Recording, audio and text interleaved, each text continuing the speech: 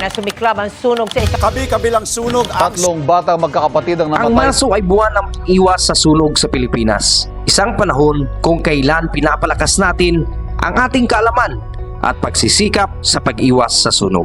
Sa taong ito, pinangunahan ng Madrid Fire Station sa pamumuno ni SFO1 Ruel Pivas ang pagpapalaganap ng pampublikong edukasyon tungkol sa sunog sa pamamagitan ng iba't ibang aktibidad na nagdala ng kaalaman sa kaligtasan mula sa sunog sa ating komunidad. Upang opisyal na simulan ang buong-buwang selebrasyon, nagsagawa ang Madrid Fire Station ng isang kick-off ceremony kung saan nagtipo ng mga lokal na opisyal, bumbero, voluntaryo, membro ng komunidad. Ang aktibidad na ito ay nagbigay ng matinding mensahe tungkol sa kahalagahan ng paghahanda at pag-iwas sa sunog sa bawat tahanan at sa komunidad. Upang maabot ang mga kabataan, inilunsad ang programang Bumbero sa Paaralan kung saan tinuruan ang mga mag-aaral ng mga pangunahing kaalaman sa pag-iwas sa sunog, mga pamamaraan sa emergency at ang papel ng mga bumbero sa pamamagitan ng interactive demonstrations at aktwal na pagsasanay.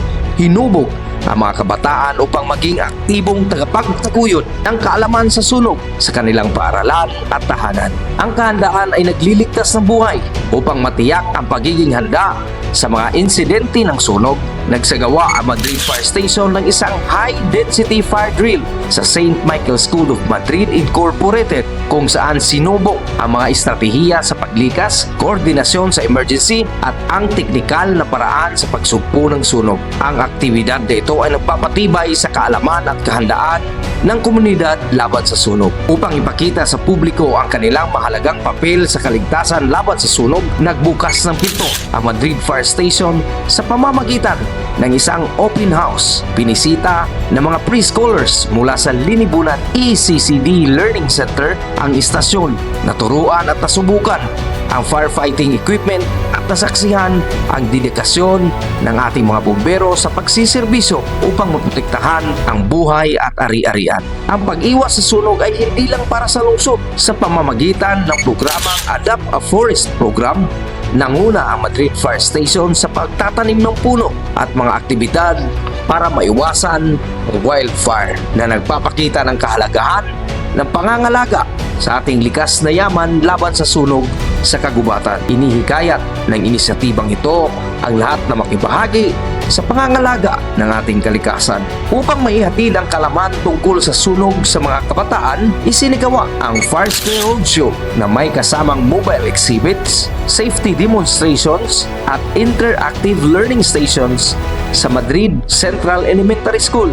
Itinimpok dito ang tamang paggamit ng fire extinguisher at mga pamamaraan sa pag-iwas sa sunog at mga estratehiya sa emergency upang matiyak na makarating ang kaalaman sa bawat sulok ng komunidad. Mahalaga ang seguridad sa sunog sa mga pamilihan at tindahan sa pamamagitan ng Community Fire Auxiliary Group, market vendor engagement, tinuruan ang mga nagtitinda at may-ari ng stall tungkol sa panganib ng sunog, tamang paggamit ng kuryente at wastong paghawak ng mga nasusunog na materyales. Pinapalakas ng aktibidad na ito ang pagtutulungan sa pagitan ng mga negosyante at bumbero upang mapanatili ang kaligtasan sa merkado. Sa pagtatapos ng isang makabuluhan at papanuring buwan ng pag-iwas sa sunog, nagsagawa ang Madrid Fire Station ng isang culmination program kung saan pinasalamatan ng ating active at snappy na hepe ng Madrid Fire Station SFO1 Ruel Pivas, ang lahat ng ahensya at mga miyembro na nakilahok